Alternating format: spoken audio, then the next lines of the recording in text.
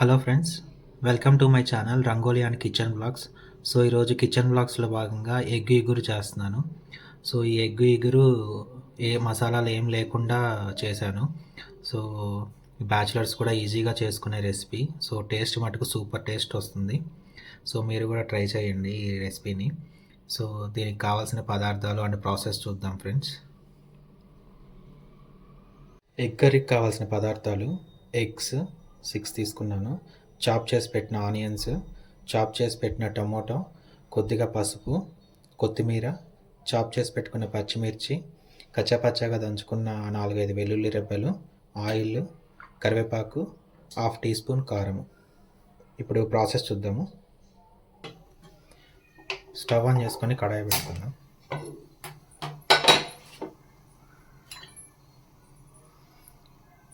Oil వేసేస్తున్నా.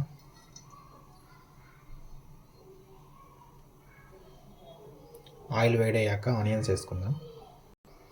Oil వేడైంది, onions వేద్దాం.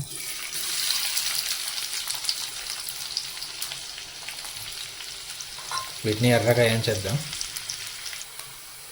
పచ్చిమిర్చి వేద్దాం.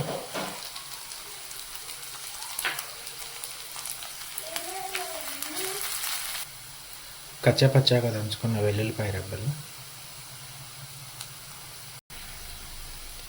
కరివేపాకు,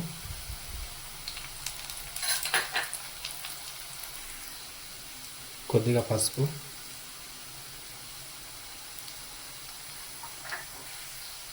కొద్దిగా కారం,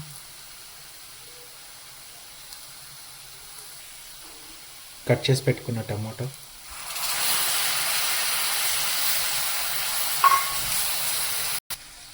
ఉప్పు చెప్పడం మర్చిపోయాను. రుచికి సరిపడా ఉప్పు.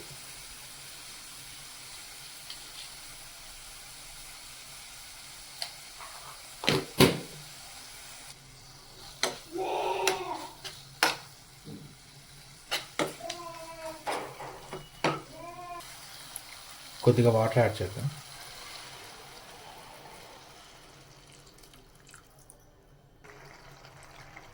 కొత్తిమీర వేస్తున్నాం.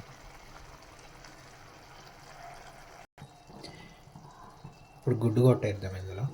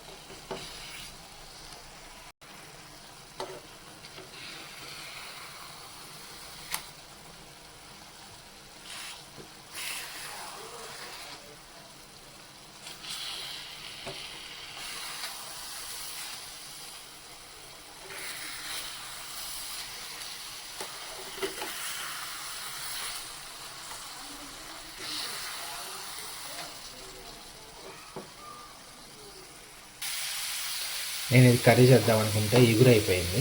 Okay fine, no problem. కానీ టేస్ట్ అయితే బాగా వచ్చింది. సో గ్రేవీ కొంచెం తక్కువైంది. సో ఇలా కూడా బాగానే ఉంటుంది రైస్లోకి. అంతే ఫ్రెండ్స్, అయిపోయింది ఎగ్ ఇగురు. స్టవ్ ఆఫ్ చేసేద్దాం.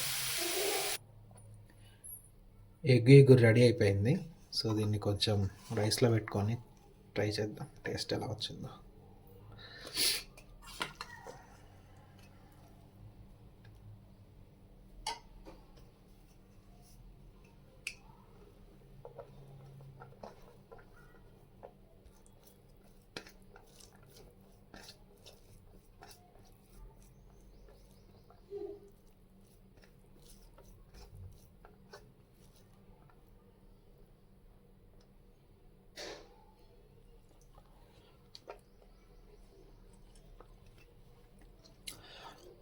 నిజంగా చాలా బాగా వచ్చింది ఫ్రెండ్స్ ఎగ్ ఇగురు.